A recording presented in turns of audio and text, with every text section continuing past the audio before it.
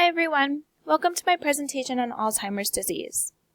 I thought this slideshow was important to incorporate in a general overview section so you can get an understanding of certain terms you're about to read throughout the rest of the paper. In this first slide, it shows age-adjusted death rates in 2000 versus 2010. And I just wanted to include this because I thought it was important to get a visual of how much this disease has grown and how much the death rates have grown. Specifically, if you look at 85 years and over, it's quite staggering. The next slide is also helpful to give you a visual of a normal brain versus a brain with Alzheimer's. So in the brain with Alzheimer's, you can see the amyloid plaques and tangles, which you'll read about in the paper, cortical shrinkage, and severely enlarged ventricles. In this slide, I just wanted to walk you through the progression through the brain. So the top left is a brain of early Alzheimer's. So anywhere between 20 years before diagnosis. Plaques and tangles are beginning to form, but the individual is blissfully unaware that there's anything wrong. The top right is mild to moderate Alzheimer's. Typically lasts about 2 to 10 years. So more plaques and tangles form, individuals may develop problems with memory, and this is a stage where most people are diagnosed with the disease. And the bottom is severe, lasting about 1 to 5 years. So most of the cortex is severely damaged, the brain shrinks due to cell death, and individuals lose their ability to communicate. And then this last slide will just show you the stages of the disease, and this was provided by the Alzheimer's Society. I realize that it's a bit hard to read, so I'm going to walk you through it. So it begins with pre-diagnosis.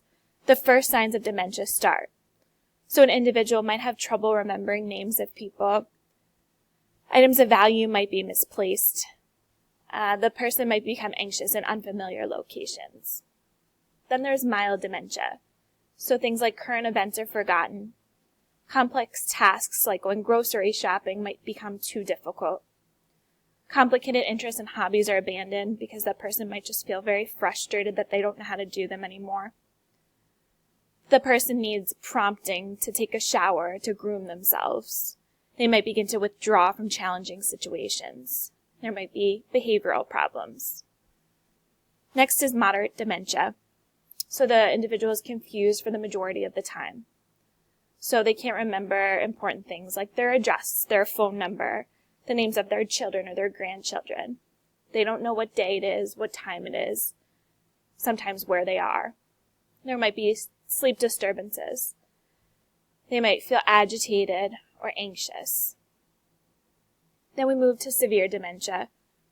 So sketchy memory of past life, but the individual is largely unaware of recent events and experiences. So typically they'll remember their own name, but sometimes they'll forget the name of their spouse or their loved one. They're unable to solve any problems.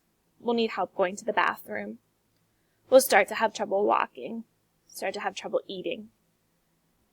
They might begin to get aggressive or depressed. End-stage dementia. The dementia has severely affected the brain, so the individual cannot do any of the things that he or she used to do. They're unable to talk anymore, may scream out at times. Needs full assistance to eat and drink. Unable to walk. May hit or bite, may develop increasing number of infections, such as pneumonia or UTIs, will problems swallowing. The diet will have to be changed because of this, and they may lose weight because of malnutrition.